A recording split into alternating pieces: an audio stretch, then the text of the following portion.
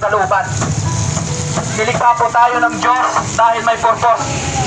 Nilikha niya po ang langit at ang lupa dahil may purpose. Diyos po siya na makapangyarihan sa lahat, mga kapatid. At huwag po, yan po ang huwag nating kalimutan, mga kapatid, na ang ating buhay, kung bakit tayo may buhay sa mundong ito, dahil po may purpose, ay may layunin po ang Diyos. Kung may layunin ang Diyos, ay may layunin din ang tao. Layunin ng Diyos na sa tao na maglingkod sa Kanya, at layunin din ng tao na paglingkuran ang Diyos, mga kapatid.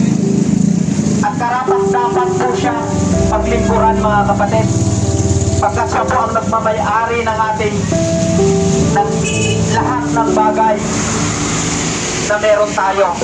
Ako, naniniwala ako na lahat ng bagay na nakikita sa ating mga mata, sa mga material na bagay, even ang ating buhay, ito po ay nagmula sa Diyos, mga kapatid.